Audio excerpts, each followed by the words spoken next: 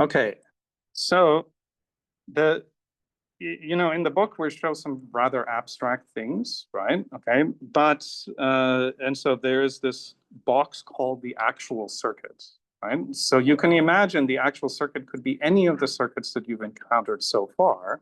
It could have a whole bunch of different sources in it, a whole bunch of different resistors.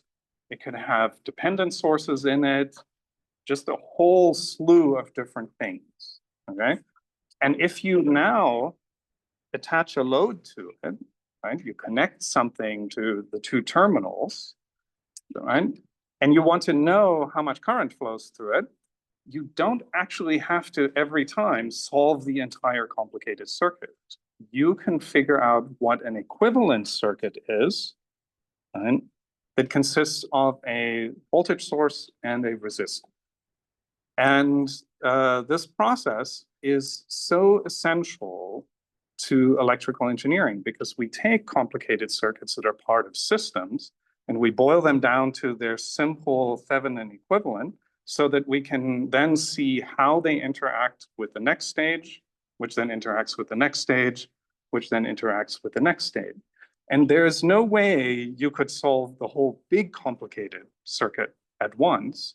And even if you could, you usually don't learn anything about what is happening because it's just too many parameters, too many things going on, right? Okay. So the ability to convert a complicated circuit to its Thevenin equivalent is an essential step in electrical engineering. And it prepares you for this idea of thinking about things as a collection of components that serve different functions or circuits that serve different functions that are used together in order to make a complicated system. Okay. All right. So the process, okay, for finding these parameters, the voltage and the resistance, is what this chapter is about, right? So once again, the book can step you through steps that you can take that eventually you don't have to follow those steps anymore because you understand what is happening and you can do it more naturally, okay? In addition, what adds to the confusion is that there are several methods by which you can find the Thevenin resistance, the equivalent resistance. And so we want to go over that as part of this lecture as well, right? Okay, so to find the voltage is actually very straightforward. You remove whatever is connected between terminals A and B, and usually it's depicted as a single resistor RL, but that again could be an equivalent resistance for a very, very complicated big circuit that sits there, right? Okay. And maybe a good example for this is to think about power distribution in neighborhoods, right?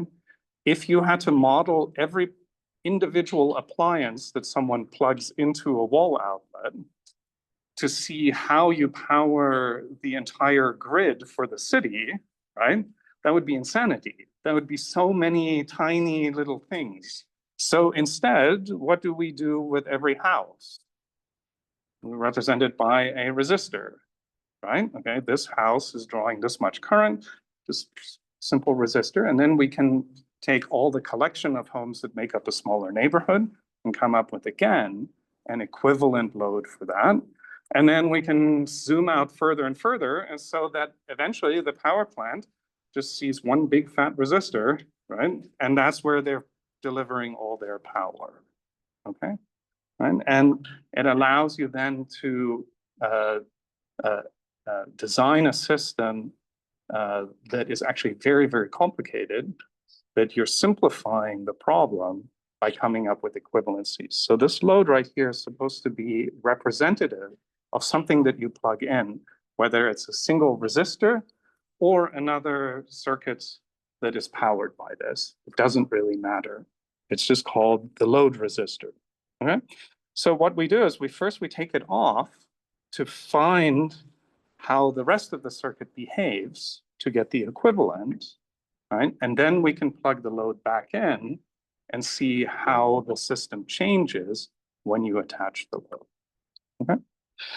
And so the first thing that we want to do, the first step is always to find the open circuit voltage. Remove the load and find the voltage between the two terminals for which you're finding your equivalent circuit, okay? And that voltage that you measure will be VThevenin. And let's convince ourselves of this, right? If I attach my perfect meter here, right? The perfect meter has no resistance, and so there's no current flowing through it. So how much current is flowing through this resistor here? 0, right? Okay, so if this is infinite resistance right here, there's no current flow, okay? We also often call it the open circuit voltage, right? So it's the voltage that you would measure across the two terminals if you took everything off of it, right? And if there's no current flowing through here, what is the voltage drop across it?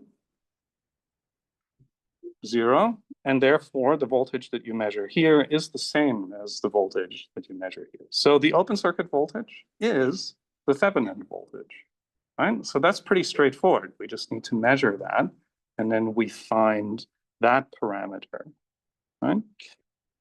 Then, as I said, there are 3 methods for finding the resistance. And the first method that we're going to study is called the short circuit method, right?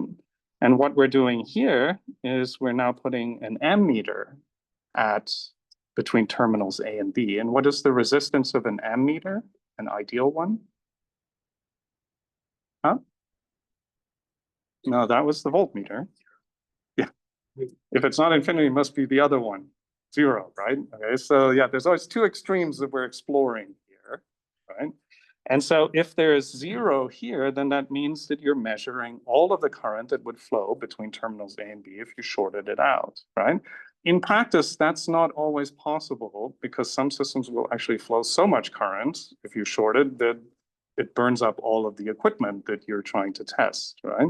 So this doesn't always work in practice, but it always works in this class because we're not actually flowing any current. We can just calculate how much current would flow through the short circuit, and we can use that to find the equivalent resistance. Because the resistance that we find as the ratio of the voltage to the current is in fact the Thevenin resistance. Okay, if we look back here, it makes sense.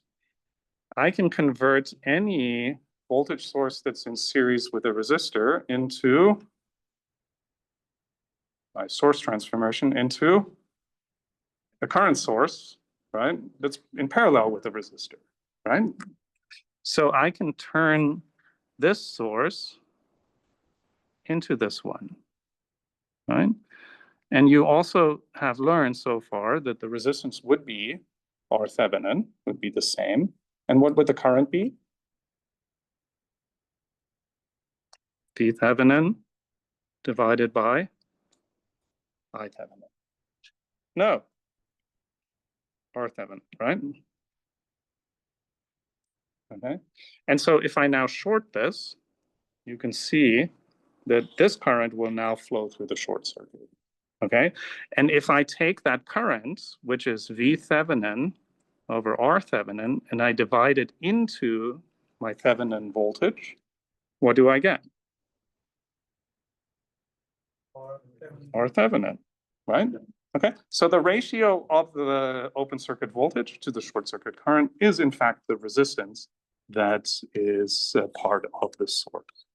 Okay, so that is the open circuit short circuit method. So let's do this, right? Let's take a look how we would implement this, right? Because the theory section and then how you actually solve the problems often don't feel really connected, right? So that's why I always try to do lots of examples for you to follow. So the first thing I can ask you is, this circuit, it's not the most complicated, but it's a complicated circuit, right? It's not easy to look at it and say, oh yeah, IL is some amount, right? Okay, so if we could find an equivalent circuit for this that just consists of a voltage source and a resistor, then it would actually be really easy to find IL, right? Okay, so the question always is how can I convert the complicated circuit into the simple one? Because after that, you guys agree it's pretty straightforward, right? I have a voltage drop across 2 resistors. I just divide by it the sum of the 2 resistors, and I get the current that is flowing. Okay, so the 2 steps that we want to take in this approach are, first to find the open circuit voltage. And notice the only change we have now made to the circuit is we've removed this load resistor, right? And remember, we've removed it because we want to find the equivalent circuit, and then we're going to attach it later and then see what role it plays and how much current it draws, okay? So we remove the load resistor, and then we first want to find this open circuit voltage. What is the voltage between terminals A and B? Okay. All right. So the way this is already drawn, you can see that the book is recommending which technique? Node voltage. Okay.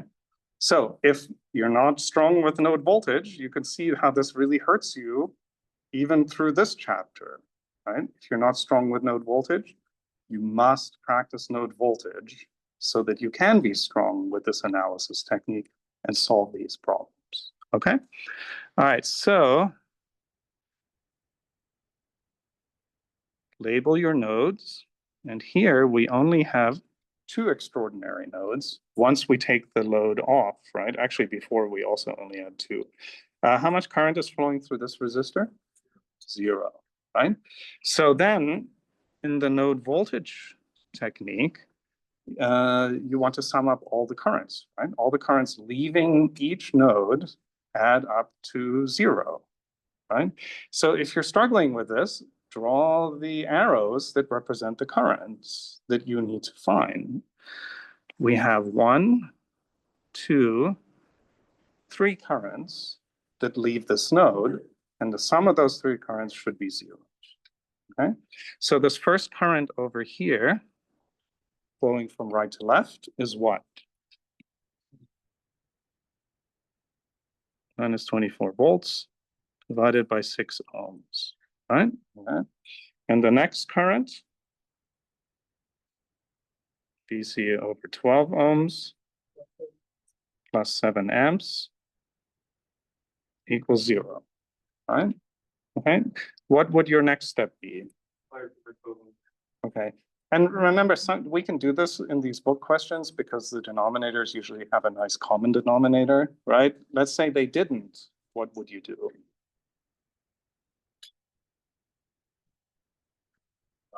Separate them like VC or 6 function.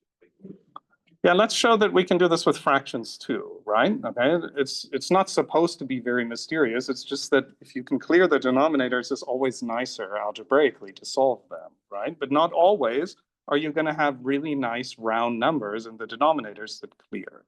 Okay, so instead, let's just multiply the entire circuit by 1 ohm, so then I have to keep writing that ohm symbol in the denominator, which is tedious, right? So if we multiply through by ohms, then we will clear this one, this one will become a volt, right?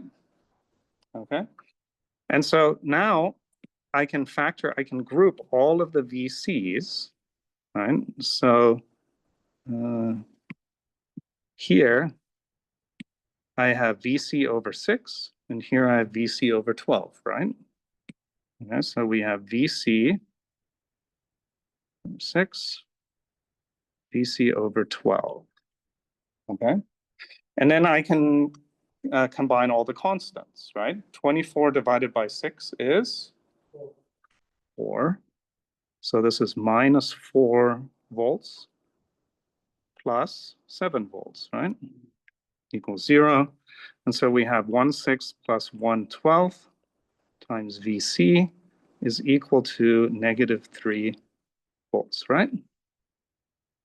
Where did you get the -4 volts? It was 24 volts divided by 6, left us with -4 volts. Okay.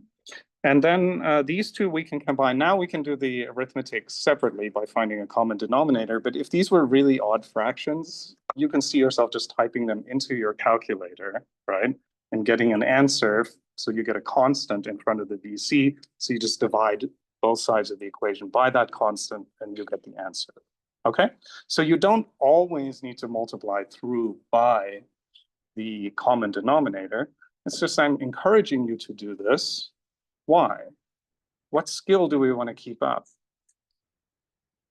Algebra, right? Okay, because if you practice it, then you remain fluent. Don't practice it, it atrophies, and then all your other classes suffer because you're using algebra in all your classes, and it will not go away until after you graduate, and then you get to do it at your job too. Is a question?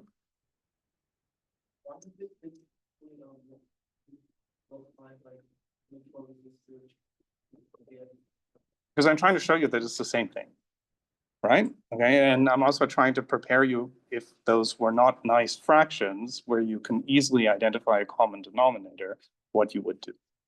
Okay, yes. So since the node where VC is located is a 3-branch junction, Mm-hmm.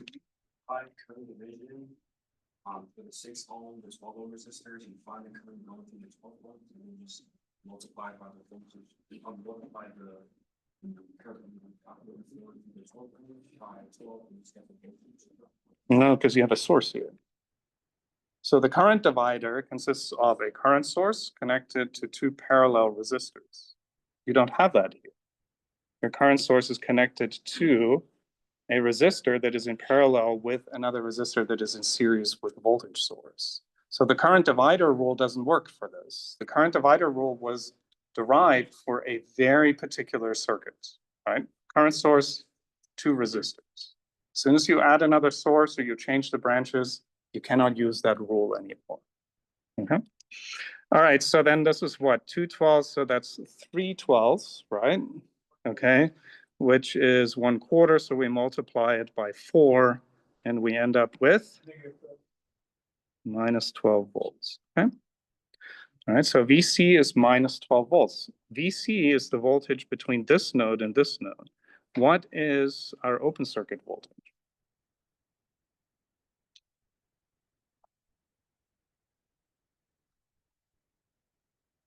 So the voltage between this node and this node is minus 12 volts. What is the voltage between this node and this node? It's also minus 12 volts. What is the voltage drop across here? 0. Okay, so don't let that resistor confuse you, right? If there's no current flowing through a resistor, then the voltage on both sides is the same. So the voltage between here and here is the same as the voltage between here and here. Okay, so by finding VC, we have found our open circuit voltage. Okay, and that is the voltage that you would measure if you took a voltmeter and you placed it across these 2 terminals. Okay. All right. Our second step is to find our short circuit current. So we just simply draw the circuit now with a short between terminals A and B, and then find the current flowing between those 2. Right? If we use our node voltage technique here again, this is our base node, notice that now that node extends all the way up to terminal A because we've shorted it. Right? And the short circuit current that we're looking for here is the same current that is flowing through this 2 ohm resistor, right? So what is that going to be? It's going to be VC prime divided by 2 ohms. Okay, is VC prime equal to minus 12 volts like before? Probably not. You've changed the circuit, right? As soon as we add the short to it, the circuit is not the same anymore, right? However, as you solve this, take advantage of the fact that you already have part of the solution, right? In this particular instance, if we'd use node voltage, okay, I'm going to go ahead and make this purple again. You can see that these 2 circuits look very, very similar. What's different? We have 1 extra branch, just 1 additional current term. So you can take your formula here, right? And you can essentially duplicate it and add the additional term to it. And now you've got your new equation for the new circuit. Okay, so do try to take advantage of the fact that you're not starting from scratch when you solve for the short circuit current. You already have a bunch of your solution written, but it's not correct anymore, right? You've changed the circuit. You just need to see what has changed, modify that, and then you'll be able to write that. So what is the missing voltage here? Sorry, the missing current? VC over 2 ohms. Okay, and again, by multiplying through by ohms, we can clear this denominator, but this time let's find the common denominator when we solve for this. So this is now equal to 0. So what I'm going to do is I'm going to attempt here to erase the green lines. We can almost. There we go. Okay, so there's our equation. So now what would we multiply through by? 12 ohms. And then this one becomes 2 VC minus 48 volts. This is just VC. And 12 times 7, 12 times 5 is 60. Right? 2 times 12 is 24, so 84, right? 84, and now it's not amps anymore, it's volts plus 6 VC. Okay. So we have 2, 3, we have 9 VCs, and 48 to 84 is what, 36, right? Okay, so this becomes minus 36. And so VC is?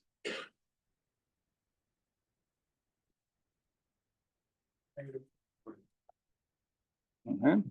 So we have minus 4. Huh?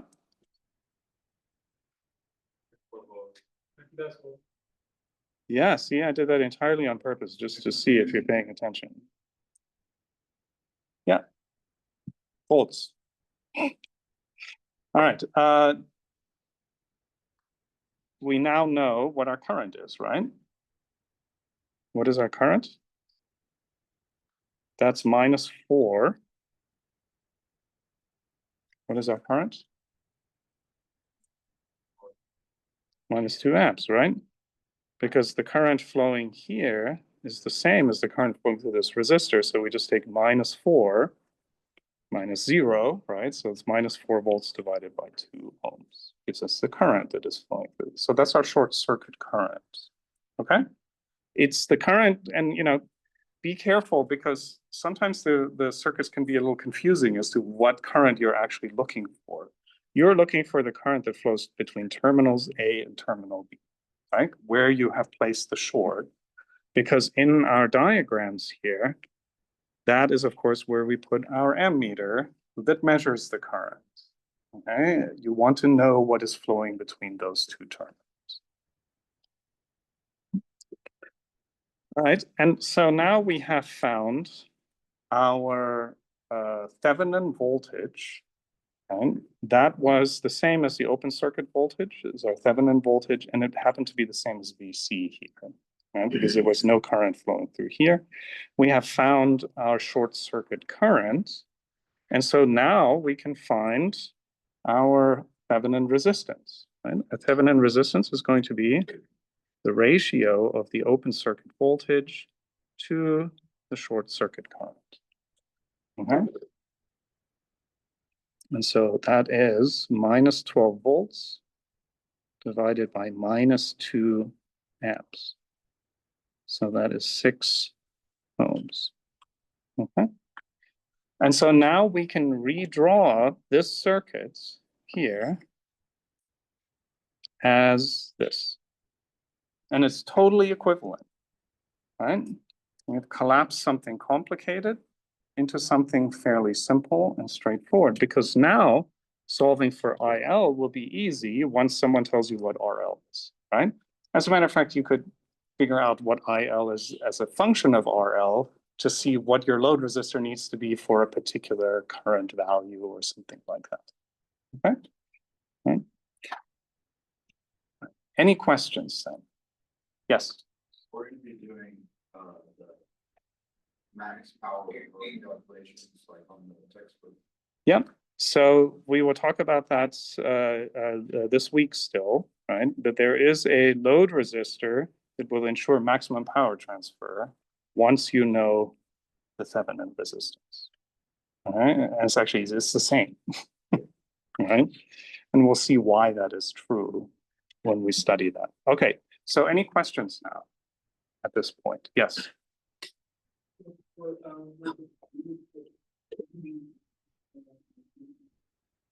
Pardon me?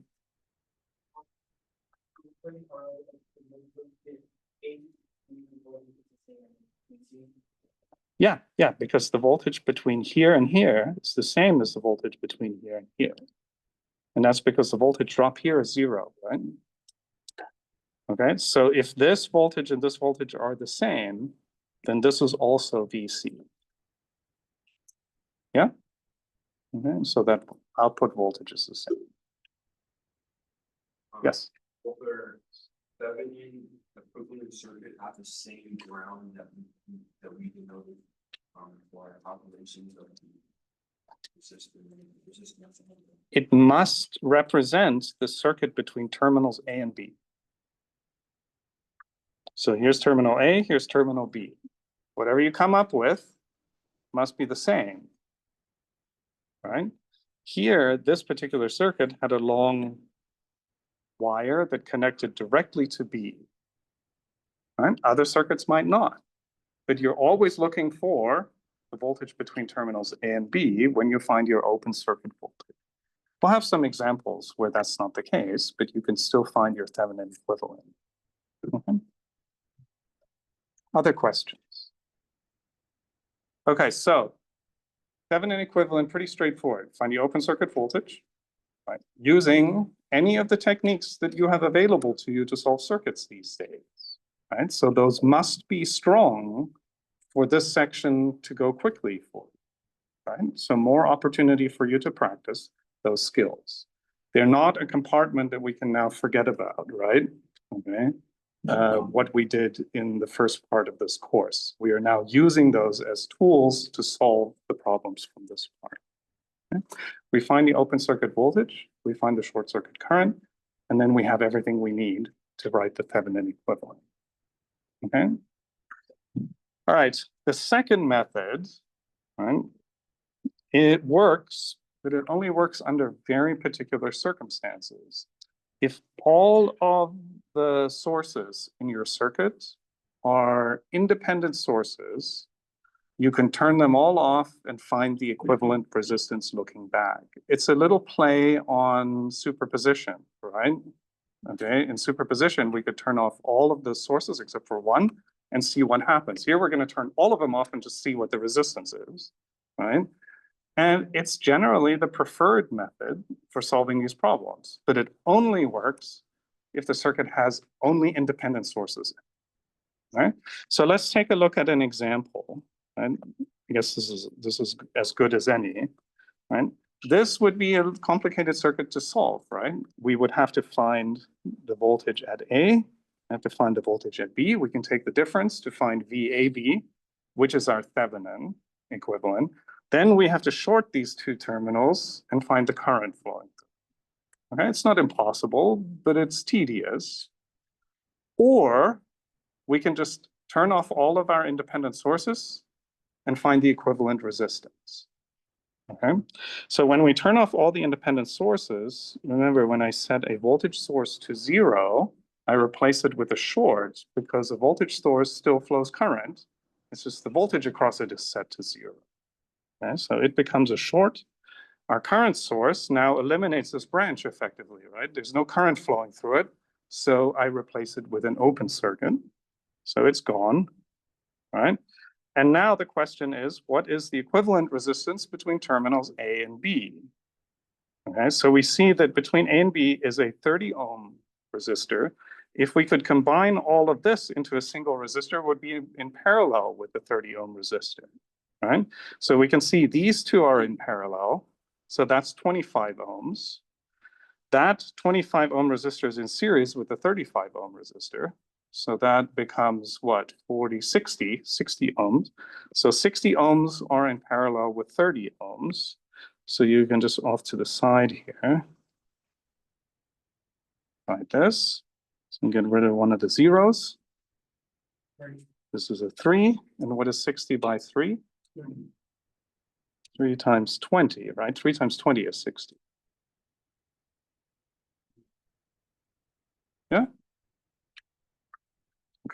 So this entire thing can be replaced with a single 20 ohm resistor, right?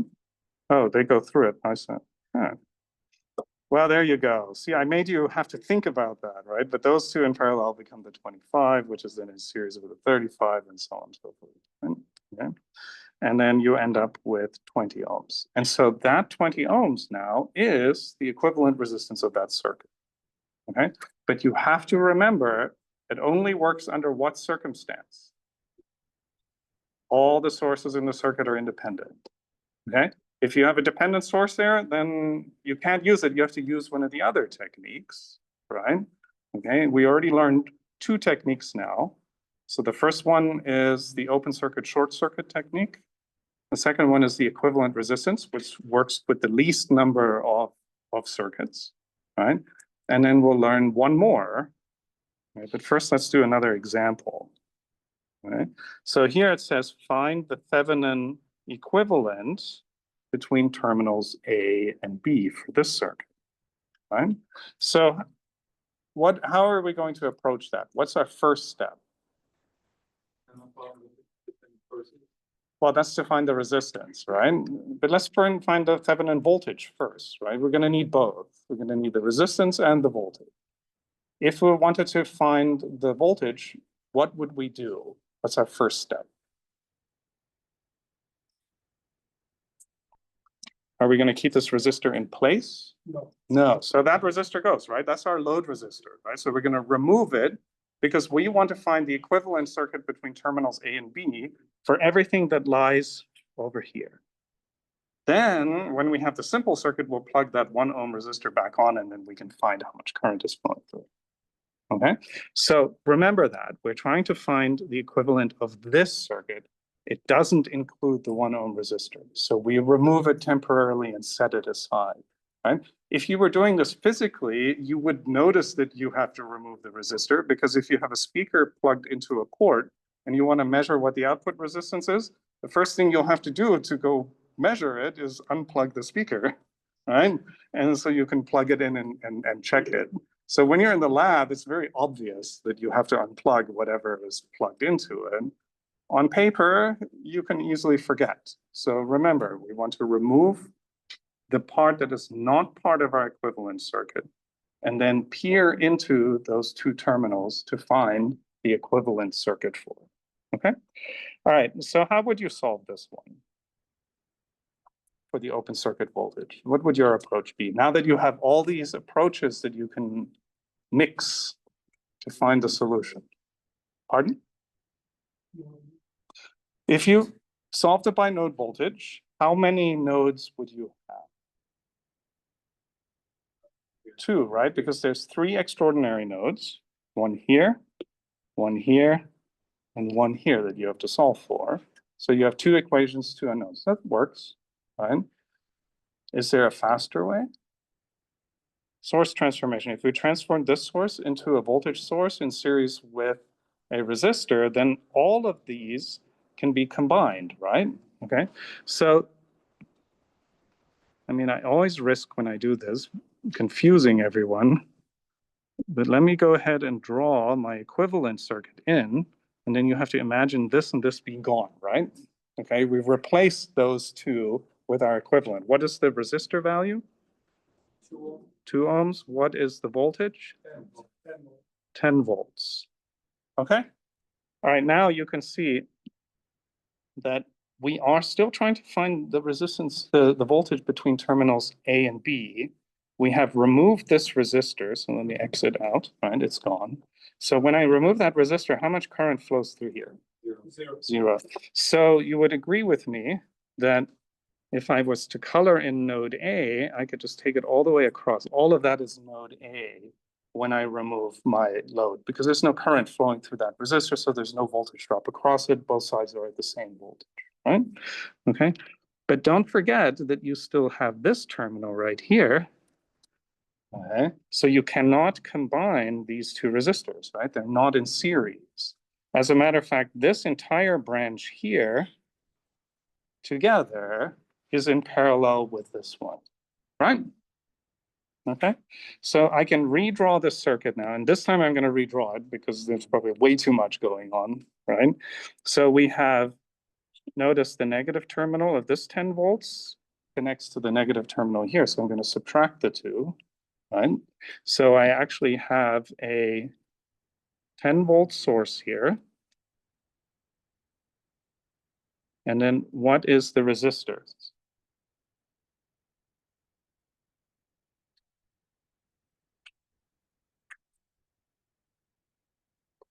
So this is our 3 ohm resistor. And then I can combine this resistor, and this resistor because they're all in series, right? Okay. And so that gives me 12 ohms, right? Okay, does everyone see that? Let me circle it again. We replaced the current source with the voltage source, right? Equivalent. Now all of these elements are in series, right? Yeah. First you encounter this resistor, then this voltage source, and this voltage source, this resistor, and this resistor as you go around that loop, right? So we have 10 volts in series with 12 ohms, right? Okay. And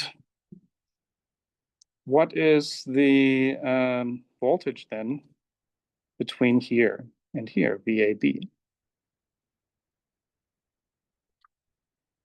10 divided by 15 ohms, right? That's the current times 3 ohms, right? That's the voltage VAB. Yes? Again, if this is not entirely clear to you, you really do need to practice more of these problems, right? Okay. Because it is a voltage divider circuit. So we have 10 volts across these two resistors. They're in series. So 10 divided by 15 gives me the current. And if I multiply that current by this resistor, I get the voltage VAB across the resistor. All right. And so then we end up with what? 5 here, 10 divided by 5 is 2, and it shouldn't be amps, it should be volts, right? Because the ohms cancels with the ohm. Okay, so VAB is 2 volts in the circuit. And so that means our Thevenin voltage is also 2 volts, right? Oh, good. There's the answer, right? And it matches. All right, how do we find the equivalent resistance? Wired. Yeah, we have 2 options now, right? Option 1, which we looked at earlier, would be to create a short here and figure out what our short circuit current is. But then you're thinking, ooh, that looks like a lot of work. However, my circuit contains only independent sources, right? So maybe I can use a different technique and it's faster. So how did that work again? You turn them off, right?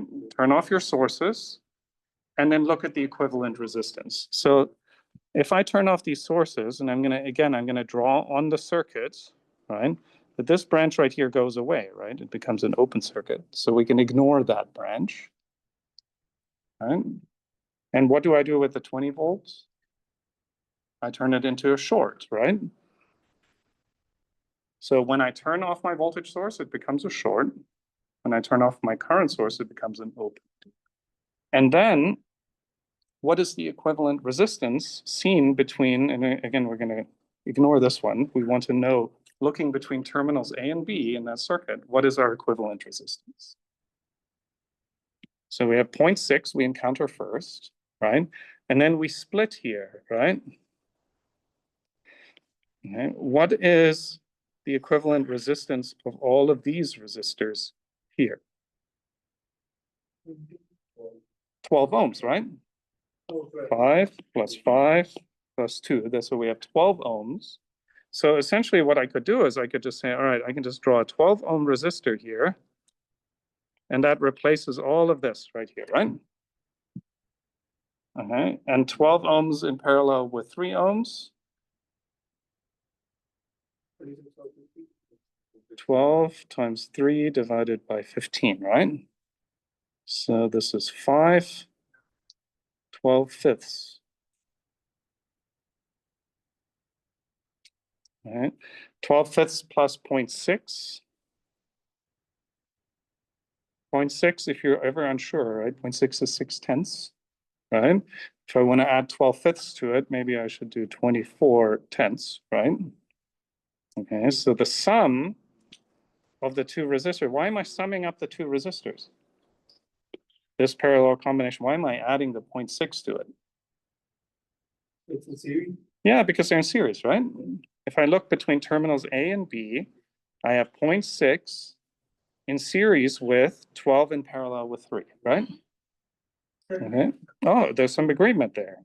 All right, and then we're at terminal B, right? So that's the resistance that I see. Okay, so what is that? 30, that's 30/10. 30/10 is also known as 3 ohms. Okay, so our Thevenin resistance is going to be 3 ohms for the circuit, right? And that's what we're getting, 2 volts, 3 ohms. Okay, so let's review here, right? This is the second method to find the Thevenin resistance, right? The first step stays the same. We still need to find the Thevenin voltage, right? And the Thevenin voltage is the open circuit voltage between the two terminals where we're trying to find the equivalent circuit. And because we're trying to redraw this part of the circuit into this one right here, that is our simplification that we're looking for. We take this resistor off, right? And set it aside. We don't need it while we're finding the equivalent for everything that sits between terminals A and B looking back, right? Okay, so you're gonna set it aside. And so we found the open circuit voltage here because we know the open circuit voltage is our Thevenin voltage, correct? And so that was not super easy. I kind of went through it by doing a source transformation, but as you practice these things, you should start to imagine it, right? Okay, I see a current source in parallel with a resistor. I can just replace those two with series combination of a voltage source and a resistor. And that voltage source, of course, added to this one, right? But it was in the opposite direction, so I subtracted the two, and I ended up with this simple circuit here, which gives us just this voltage divider to find the circuit, the open circuit voltage VAB, okay, which we found was 2 volts, right? Then step 2 is to find the resistance, right? And then we looked at the circuit and we said, okay, we can find it by finding the short circuit current. However, this circuit has no dependent sources in it. So chances are just looking at the equivalent resistance will be the faster way to solve it. And I think it is, right? Because it became pretty straightforward. Once we turned these two sources off, we had one branch, this one, which was in parallel with the 3 ohm resistor. And this branch is just the sum of the 3 resistors, right? So 12 ohms in parallel with 3 ohms, and that's in series with 0.6. We just add those up, and then we get our Thevenin resistance, okay? All right, how would you rate this? Easy, difficult, moderate? It's okay if you say difficult, right? Because you know what I'm going to say then, right? What's the solution? Practice. Yeah, you have to practice, right? You do a bunch of homework problems, you get better at it, and then I promise you, difficult will become straightforward, which will eventually become easy. Yes. How will we know that we have the exact? That is the method by which we find the equivalent resistance. So if we're using the method where we find the equivalent resistance, only works if we have only dependent sources, right? Sorry, independent sources. We only have independent sources in our circuit. Only works then. We turn off all our sources, right?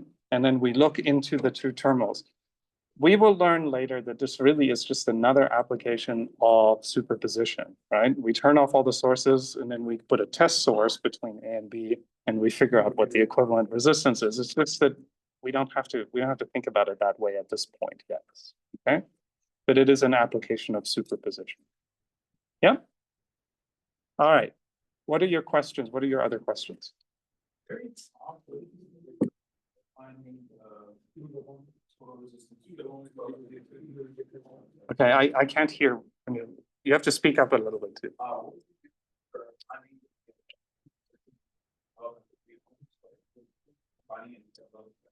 Yeah, so these two in parallel give us a resistance of 12/5, right? And 12/5 plus 0.6 gives us 3, right? Because 12/5 is 24/10, and 0.6 is 6/10, right? So this became 30/10, which is just 3. Okay, so this right here is the sum of this resistor and the parallel combination of those two resistors. Yeah? Yes, But what makes it specific to biasing over? It makes a certain resistance. this one? Yeah. Because it lies between terminals A and B, and we want to find the equivalent circuit for everything that is to the left of terminals A and B. So that is the load resistor. We take it off, and then we add it back again. See, there it is. We added it back at the end once we found our model for what lies between A and B. Okay, another question? Yeah, so let's say instead of like the 1 ohm resistor, you have like a huge circuit on the right side. Where would you put your A and B? Yeah, you just disconnect that huge circuit, right? And then you find the voltage across terminals A and B. And then you can add the huge circuit back on. But maybe you should look into the two terminals of the big circuit and see if you can collapse that to a single resistor. So then it just becomes the load resistor. Yeah? Okay, this level of abstraction, let's do a few more problems and we'll start getting used to it, right? Okay. So on the exam, are we gonna be like asked specific method or? I mean, I can ask the specific method by choosing whether I have a dependent source or not in the circuit. Right? Then I can eliminate one method for sure. Okay. Third method. Right? So we said we have 3 methods for solving this. The third method really is it's really what we were just doing, right? But we did it informally. If you put a test source between terminals A and B, then you can find the ratio of the voltage to the current, right, to get the equivalent resistance, right? And this kind of makes sense. You're asking yourself, what resistor lies between here so that my external voltage divided by my external current, well, it has to be equal to that resistor value, right? That unknown resistor value. Right? So let's take a look at an example here. So in this example, right, no one's drawn the load resistor here, right? So that's convenient, so we don't have to think about it. This right here is our circuit. First thing to notice, it has a dependent source. So you cannot use the equivalent resistance approach. Too bad. It would have been the fastest way to do it, but you can't, right? Okay. You can use the open circuit voltage divided by the short circuit current. That still works for this circuit. We're just not using that right now because we want to learn the third technique. Okay, but the first technique would work here as well. Okay, so remember the Thevenin voltage is the open circuit voltage. Okay, the book says I'll just draw a KVL through this loop and then you can solve for it because no current flows through here. That seems reasonable. Okay, let's do it just to practice our KVLs a little bit, right? But you could also just make this your unknown node right here, and then just solve for it as well. It's probably not it's probably equivalent work-wise, okay? All right, but let's go through. If I start here and make my way around, right? And my unknown current, see, they label the unknown current as I1, I would just say my unknown current is Ix. I'm just going to use Ix, right? Because Ix flows through here, here, here, and here. Okay, going around the loop. So if I start here and I go clockwise around, what's my first term? Yeah, but minus, right? The polarity is essential. We're entering the negative terminal, right? So it's negative. And we know that this voltage drop in this direction is this. Since Ix continues around, we have that voltage drop as well. What's our next term? 6 ohms times Ix. What's our next term? 2 ohms times Ix. And our last term? That's 3. And what is the unit of that 3? Ohms, right? Because it converts a current to a voltage. So I have to multiply by a resistance to convert between the two units. Okay, right? So now I can sum all these up. What is that? 8, 11 ohms times Ix is equal to 33 volts. So Ix is 3 amps. Okay. Yes, I think the KVL was the fastest way to do this. That's a really simple equation that you end up with. Okay, so we have Ix, we don't have our open circuit voltage. So what is our open circuit voltage going to be?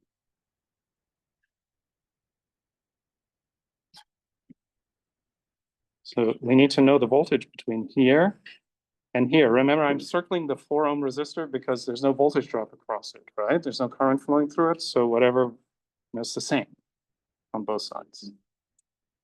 So what is it? It's 3 ohms times 3 amps. What is that? 9 volts plus 2 ohms times 3 amps. That's 6. So what is it? 15. Right? Okay. All we have to do was sum up these two voltage drops right here, and we get the voltage between those two nodes. Yeah? And we knew the current flowing through it, Ix. All right. So then step 2 is to put our test source on. Okay, so they call it the external. I like to call it V sub T because there's one less letter to write, right? Okay, it's our test source. So let me just rename it here. Doesn't really matter. That's our test current. And this is our test voltage here. Okay. Now, they do this by writing 2 KVLs. Right? But I can tell you guys are already tired of KVLs, so let's just solve this one directly using node voltage, right? Because we really only have one here. Okay, so we're going to call this V. Let me use the purple. We can call this V1. And that's what we have to solve for using our node voltage technique. Because once we know V1, then VT minus V1 should be our test current, right? Okay, so we can find our test current that way. All right. One thing is what happened to this guy? It's a form of superposition again, right? So when I put my test source at the output, what am I going to do with all of my independent sources? Set them to 0, right? Okay, so when you apply your test source between terminals A and B, you set all your independent sources to 0. The only independent source in this circuit is the 33 volts, which becomes a short, right? And when it becomes a short, it extends that node all the way up to the side of the resistor. Yeah? Okay, so we are looking for the sum of the currents, right? Add up to 0, the currents leaving. This current plus this current plus this current, right? All added up equals 0. Okay. Notice this current right here is negative Ix, right? Okay, so if I say V1 divided by 6 ohms, that is negative Ix, right? We're gonna need that because it's used right here. Okay, so I thought I'd pencil that in on the side. All right, then let's continue. So we have V1 over 6 ohms, that's the current leaving to the left, plus V1 minus 3 times Ix, right? Okay, so I'm going to call that minus Ix times 3 ohms. And the only reason why I'm doing that is because minus Ix, well, I have it here already, right? I'm going to just substitute the minus Ix with V1 over 6. Okay, and that gets divided by what? 2 ohms. So that's the current. This is the current flowing through this resistor. And what is the current flowing through this resistor?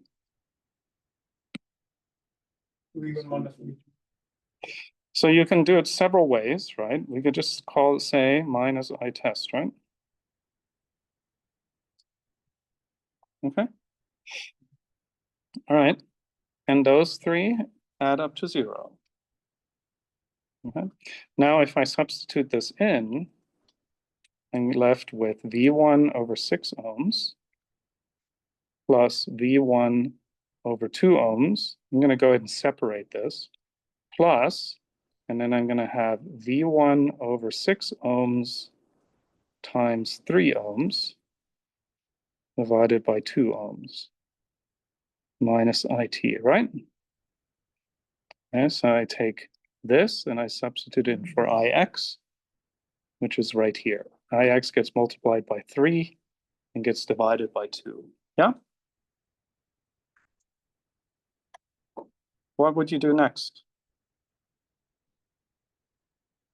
Yeah, so I would multiply through by 6 ohms because I don't really like all those in the denominator. Right, so if I multiply through by 6 ohms, the entire equation, then I end up with V1 plus, come on, help me out here, 3V1 plus 3 halves V1, right? Okay, minus 6 ohms times IT, right? Okay. I don't really even like the half there. I can multiply by through by 2 again, right? So I get 2V1 plus 6V1 plus 3V1 minus 12 ohms times IT. It's equal to 0, right? So far, so good. So this becomes, all of this becomes 8 plus 3 is 11, right? 11V1. Okay, so now I have an equation that has V1 and IT in it. But what I really want is I want the ratio of my test voltage to my test current, VT over IT, and then I get my equivalent resistance. Okay, so if only I could figure out what V1 is in terms of VT and IT. Okay, notice V1 is the voltage drop from here to here, right? And that is the same as this voltage drop plus this voltage drop, right? Yes? Now this voltage drop, I'm going to go ahead and use the green marker because when IT flows through a 4 ohm resistor, VT, no, I'm sorry, IT times 4 ohms is the voltage drop in that direction, right? Because IT flows this way. So do you agree with the statement that V1 must be equal to VT minus IT times 4 ohms? Yeah? You didn't really have to like draw a loop or anything to see that, but if you wanted to draw a loop, you could, right? If I go around this loop right here, the first thing I do is I go up to V1, right? So I say minus V1, right? Because the polarity of V1, if I were to write it, V1 looks like this, right? And the top is at V1, the bottom is at 0, right? So I enter the negative terminal, when I go around my loop, right? So I have minus V1. And then I have minus IT times 4 ohms plus VT is equal to 0, right? Okay, so that means V1 is equal to VT minus 4 ohms times IT. Okay. Alternatively, I could just say, all right, this node is at VT. The voltage drop IT times 4 ohms is in the opposite direction. So V1 is IT times 4 ohms lower than VT, right? So VT minus this voltage drop equals this voltage, right? These are all the techniques that we were using for the node voltage calculations, okay? Either way, we now have V1 in terms of IT and VT. So when we substitute that in here, we will have an equation that has only terms that are VT or IT. And so we can move all the ITs to one side and then divide by IT, we get VT over IT. So let's see how that comes together. Okay, so we're going to substitute this in here for V1. So we have 11 times VT minus 4 ohms times IT, right, minus 12 ohms times IT is equal to 0, right? Okay, so 11 VT, I'm just going to keep on the left-hand side, and 44 ohms times IT, which is negative, I'm going to add to this one and bring it over to the other side where it becomes positive, right? So we have 11 VT on the left-hand side, and 60, that's 44 plus 12 is 56, right? 56 ohms times IT, right? So that means VT over IT, which is our Thevenin resistance, right? It's the ratio of the voltage to the current that flows in, is going to be 56 11ths ohms. Yeah? Easy peasy? No, right? But you have to practice it a little bit, right? What you're trying to do is you're trying to write an equation that contains only VT and IT from the circuit that you have, right? The approach that we took, and by the way, this is an example in the book, so you can see how the book solves it too, right? They use a KVL or 2 KVLs instead of the expression that we're using, the node voltage approach. But let's review here very quickly, right? We said this is our unknown node, but now this is not a voltage in the sense like you've been solving all along where you have like 12 volts or 6 volts or something like that. We just have to keep it as a variable. It's called VT. It's the test voltage, right? This current right here is our test current, okay? And it's flowing in. So we wrote an expression for the node voltage, which was this right here. Okay. Notice we had to do a little bit more work. We had to find IX so we could do our substitution, right? And we ended up with this equation right here. Notice it contains V1 and it contains IT. But we need an equation that has VT and IT only. So if we could find an equation that relates V1 to VT and IT, then we can make the substitution, and now we have a single equation with 2 unknowns. But remember, it's not really one equation, 2 unknowns. We're trying to find the ratio, right? VT over IT. So it really does become 1 equation, 1 unknown at that point, but it does require a little bit more algebra. This one, you can't type into your calculator, can you? Bummer. So maybe doing all those algebra exercises really helps out when you don't know what the value of something is and you have to use variables, okay? So please, again, I'll encourage you one more time, solve these problems, even if they're all numerical, right, by hand to practice your algebra, right? Because your algebra skills come into play when you have variables.